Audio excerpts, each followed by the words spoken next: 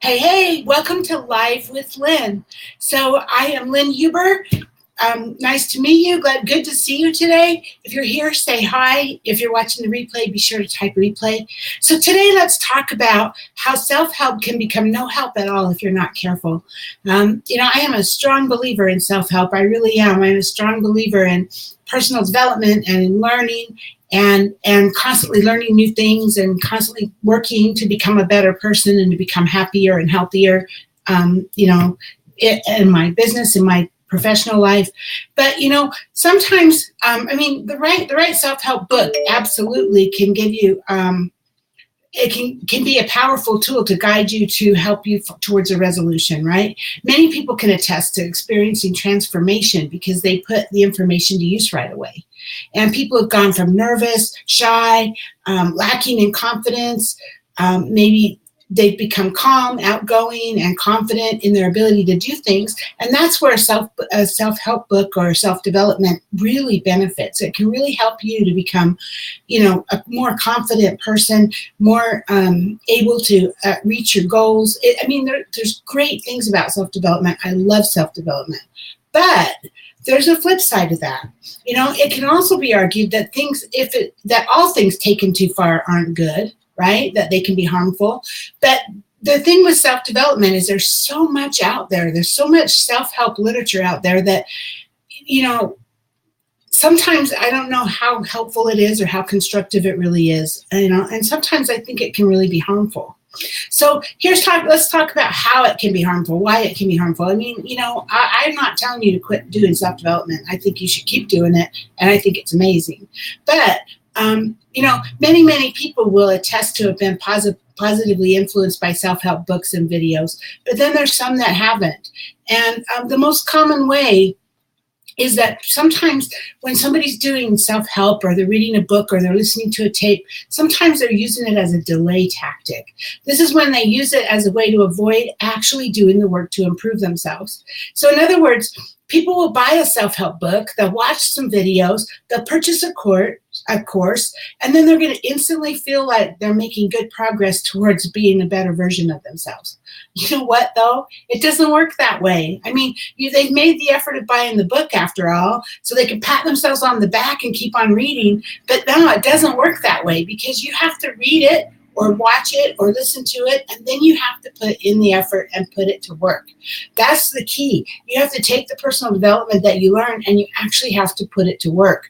So, if you're just reading the book and you're watching the video and then you're buying the next book and then the next correspondence course and then the next video and then the next book, sometimes people can feel great about themselves, except they haven't actually changed anything. It's just become entertainment.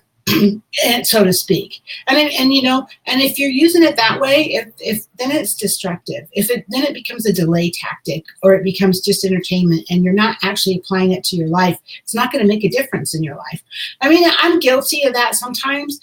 I'll be reading a book and yeah, it's great reading and I'm getting a lot out of it, but then I've done that where I put the book down and started reading something else and never really put it into effect. And you know what? It didn't do me any good, really, because you don't internalize it. You might read it, you might understand it, but until you actually put the effort in and actually apply it to your life, you're not internalizing it. You're not making any changes. That's huge. That's huge. I see that on my team. I see that on my team a lot. And I see it in myself. I'm not perfect, we all do that. We all do things. But that's the big thing is if you're going to do self-development, make it a point to read one thing, one book, or listen to one video or one audio or whatever it is, and then put it in your life. Make it happen. Put it, apply it to your life and make it work, and then go read the next thing. Another thing where it can be detrimental is sometimes it's hard to know who to trust. That you're not getting the right information from an unqualified person. Sometimes you don't know who to listen to. The good thing about the internet is that anyone and everyone can contribute, right? But the bad thing about the internet is that anyone and everyone can contribute. So there's a lot of incentive for people to appear as though they're experts, to get visitors to their sites and then earn cash from their visitors that come to their website. but sometimes they aren't qualified to be teaching you what it is that they're teaching you.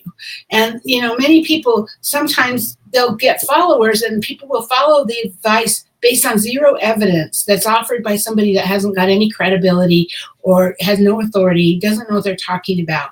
You know, for instance, a common knowledge is that visualizing your goal can help you achieve it, right? What isn't common always is that this only works if it's done correctly. You know, that means that there's a wrong way to visualize. So someone who thinks they know it all and says, well, you got to visualize your goals, that doesn't necessarily make them an expert. And so the lesson here is really,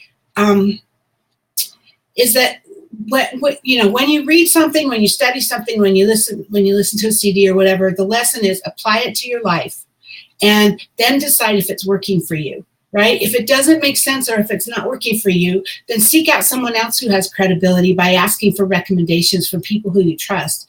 There's a lot of amazing self-help people out there. There's a lot of amazing philosophers out there. I mean, Jim Rohn, Tony Robbins, oh my gosh, my mind's going blank. I mean, I can picture, there's a lot of amazing guys, men and women out there that have great information to give you. So be careful what you get. Be careful who you're getting it from. Make sure it's somebody reputable and somebody who's walking the walk and knows what it is that they're teaching you.